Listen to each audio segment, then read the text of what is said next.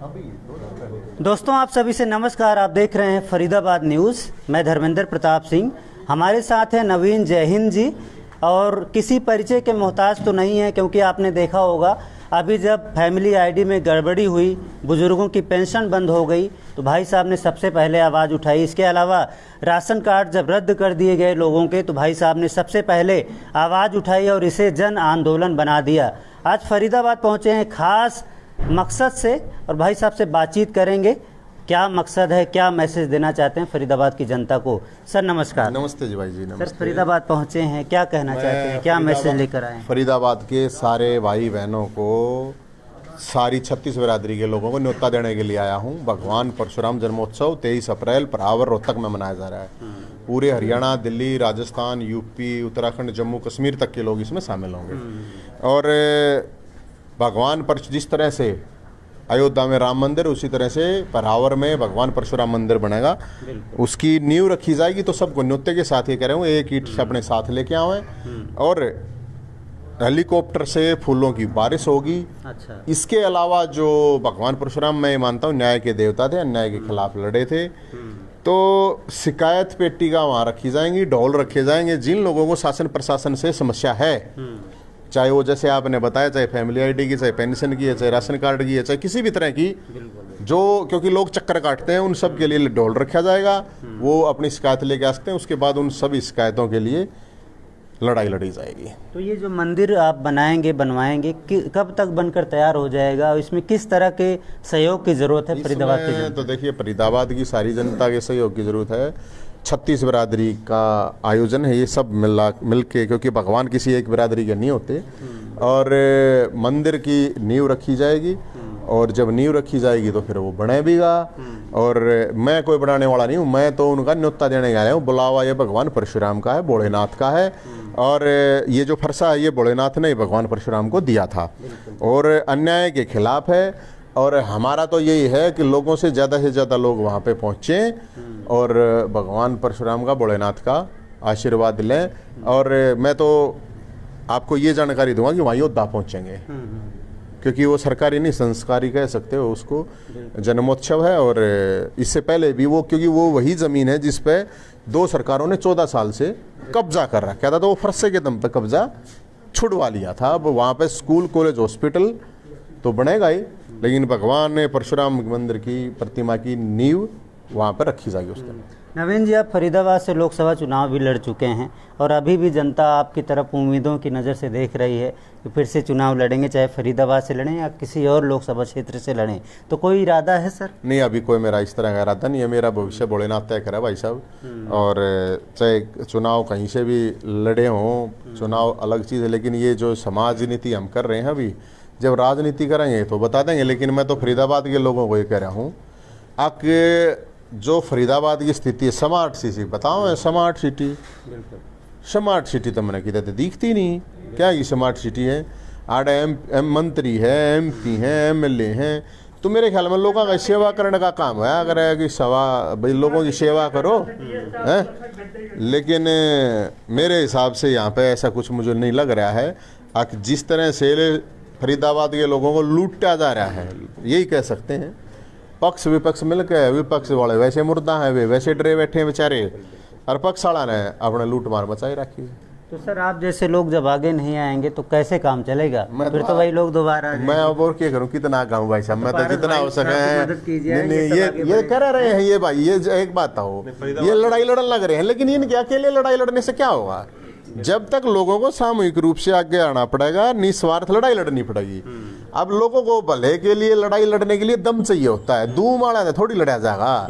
इन लोगों का अपना स्वार्थ है, कोई पैसे में बिक जाए, कोई ऊँट डर जाए, कोई ऊँट डर जाए, तो उससे तो बात बनेगी नहीं। एकला पारस के कर लेगा भाई, या एकला नवीन जैन कुछ नहीं कर सकता, क्या करेगा बताओ? अब जब उगाई में आपके MP, MLA, मंत्री सब उगाई में लगे रहे हैं, तो फिर जनता का भला थोड़ी होगा। तो हम तो जनता तक गए।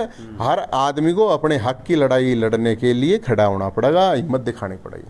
तो सर आप फरसा लेकर चलते हैं, बहुत सारे लोग कहते हैं आप गुंडाई करते हैं, लोगों को डराते हैं, फरसे से डराते हैं, गुंडों जैसी आपकी भाषा है, ऐसा भी लोग कहते हैं। यार मैं उनको जो कहते हैं उनको ये बताओ कि MPED, MMC जो पत्रकारिता आप कर रहे हो, एम योग तो लोग तो पहले कहते हैं, मैं तो 2002 में करके आया हुआ हूँ, 20 साल 21 साल हो गए, PhD कर रखी है। तो जो वो कहे हैं उन पढ़े लिखे ने बताओ, जितनी डिग्री माहिर हो रहे हैं पढ़ी लिखी और कड़े लिखे भी हैं, और लड़ाई लड़े हैं लोगों की। अब किसी ने यार इसमें गुंडागर्दी लगे है तो लागे जाओ, पीटते हुए दिख रहे थे किसी को, तो वो एक आदि भाई यार उसमें क्या करें बताओ। एक बात तो मैं अपने लिए तो गया नहीं था, मैं कोई मेरा प्लॉट पर तो किसी ने कब्जा कर नहीं रखा था। अब बाहर के बड़का ने भर्ती करे थे तो वो सवाल वहाँ पे उठावे थे, तो भाई उसमें क्या करे, अगला जब बातें ना सुने तो हो जाए वो फिर जेल में भी तो गए ना भाई, हैं कोई मैं भाजा थोड़ी था आको करके मैं भाग गया अगर पुलिस पीछे पीछे थी। हम तो होया था हमने, ठीक है कानून में विश्वास है पूरा, कोई बात ना, जेल हो चाहे सजा हो चाहे कुछ भी हो भाई। तो हमारा काम तो भाई लड़ाई लड़ने का है, हक की लड़ाई है, कोई किसी के कब्जे के लिए नहीं है। और ये तो भगवान परशुराम का पता का है, ये किसी का गर्दन काटने के लिए या डराने के लिए नहीं, लोगों का डर निकालने के लिए ही है। अग शक्ति मिल रहा है इस तरह सरकार से ऐसे ही लड़ ले आएगी, कोई ऐसे चौथा लड़के दिखा दो है। हम सरकार से लड़न लग रहे हैं, अपना 1 दर्जन केस हो रहे हैं मेरे पे, बताओ आए महीने 5 तारीख आवे हैं, कौन सा नेता विपक्ष का बताओ। पिछले 10 साल में आप अपने फरीदाबाद में भी जो विपक्ष वाले उनसे ये पूछो कितनी FIR हुई भीतरी आंदोलन करते हुए, होनी तो चाहिए उनके ऊपर ना। एक तो नेता बता दो 10 साल में। और ये जानकारी मैं दे देता हूं आपको, इतने तो केस मेरे पे पिछली सरकार ने करे थे कांग्रेस वाले, इतने लठ तो जब लग गए थे पुलिस के, अरे इतने ही लग गए, बता मेरा के रहा अभी इसमें है। तो इसमें तो कोई मैं कहीं जाऊँ कहने कई बार सर जो हाईलाइट लोग होते हैं उनको, चाहे अपोजिशन हो चाहे पोजीशन वाले हों चाहे सरकार हो, ऑफर देती है कि भाई आप हमारी पार्टी में आ जाइए, चर्चा में तो आप हैं ही हैं, नाम आपका काफ़ी है। अगर ऐसा कोई ऑफर मिले चाहे भाजपा से या कांग्रेस से, तो ऑफर मंजूर होगा कि नहीं? ऑफर आओ यार, क्या करना हमने ऑफर कुछ ना है, ये सारा दे दे कुछ। मेरे भाई मेरी बात सुनो, मैंने बताया जिस तरह से मैं हार्दिक पटेल बीजेपी में चला गया, वो चला गया होगा यार, मैं कोई पटेल थोड़ी हूँ जा हिंदू मैं ये बात नहीं कह रहा ना। आगे का मैं बता दूं आप ना अड़ाई बैर, फिर मैं उस बात पर पाऊँ नहीं, क्या फायदा है। आगे का अपना भविष्य भोलेनाथ देखेगा। और मैं ये पार्टियां वार्टियां, ये पावर पैसा सब कुछ जो भी चीज़ है ना, आदमी एक जो चीज़ देखना चाहता है वो सारी चीज़ देख ली उन्हें। हर जगह सब खालिस्तान है, कुछ नहीं। खालिस्तान मतलब जीरो, कुछ नहीं है। सारे के चोर चुक्के बैठे हैं, रुके मार मारेगा अपने आप को कि मैं कहीं जाओ, लेकिन सब का यही है, लूट मार करो, किसी तरह से लूट मार करो, लूट मार करो और अपने घर भरो और दूसरों के लिए सब मतलब है कि मैं ईमानदार तू बेईमान, वो दूसरा रुका मार के कहेगा मैं ईमानदार तू बेईमान, और कुछ नहीं है। मेरा अपना ये मानना है, मैं हो सकता है गलत हूँ, ठीक हूँ, कोई भी लड़ाई है अपने दम पर लड़नी चाहिए और अपने हक की आवाज़ खुद उठानी चाहिए। मान लो जैसे मान लो मैं उठाऊँ आज, मैं लोगों ने इकट्ठे करके कर लूँ, कल मैं बिक जा तो लोग तो फिर ठगे गए बेचारे, क्या करें बताओ। तो हर जगह पे एक आदमी के अंदर खुद का वो होना जरूरी है। मेरा अपना एक्सपीरियंस है, मैं बताऊं, आप लोगों को जागरूक करो कि भाई आपके साथ कोई समस्या है, आपकी कॉलोनी में आपकी उस तरह कोई इशू है, आपकी समस्या, तो आप खड़ा होने की हिम्मत रखो। और वो हिम्मत मैं इसलिए कह रहा हूं कि दादा दुलीचंद 104 साल का था। मेरे को जब इस चीज़ का पता चला, जब मैंने उसको कहा कि मैं दादा आपकी मैं करवाऊंगा, चिंता मत करें, मैं उससे बोला मैं आप अपने घर आ रहो, ने बोला नहीं भाई मेरे हाथ पाँव चल रहे हैं, बोला घर क्यों रहूँ, मैं चलूँगा अपनी मेरी काम मेरा, मैं चलूँगा। मैंने उस दिन देखा, मैं कहा यार 104 साल का बुजुर्ग भी न्यू कह है कि मैं खुद चलूँगा, मैं तेरे भरोसे बनी, ठीक है तेरा रास्ता मेरा तू ले चल मैंने, लेकिन चलूँगा मैं। मेरा उस दिन बड़ा हुआ है, मैं यार 104 साल के आदमी के अंदर इतनी हिम्मत। फिर उसकी तो बढ़ गई। उसके बाद उस बुजुर्ग ने 104 साल के आदमी ने बार कोई 20 बार इतने सर्दी, जब कति 2 डिग्री तापमान था, जब कति 6 गर्मी थी, जब सड़क पे चाले हमारी गला आगे चलो भाई मैं चलूँगा, बूढ़ा की बात है, नहीं तो उसको क्या जरूरत आज के दिन। 104 साल का आदमी यार अपना आराम तो रेस्ट करेगा, जवान भी नहीं सोचा क्यों छोड़न है। उस आदमी के अंदर इतनी हिम्मत है। मैं उन लोगों को ये करूँगा, उस 104 साल के आदमी से हिम्मत सीखो। घर बैठे था किसी का समस्या का समाधान ना हो, और समस्या समाधान करने वाले ठेकेदार बना दिए तो वेतन वे बेच के खाएंगे। मेरा तो अपना एक्सपीरियंस ही हो। मैं नहीं कहता किसी को कोई आप नवीन जयंत के ऊपर डिपेंड हो, नो, कोई जरूरत नहीं किसी पर डिपेंड होने की।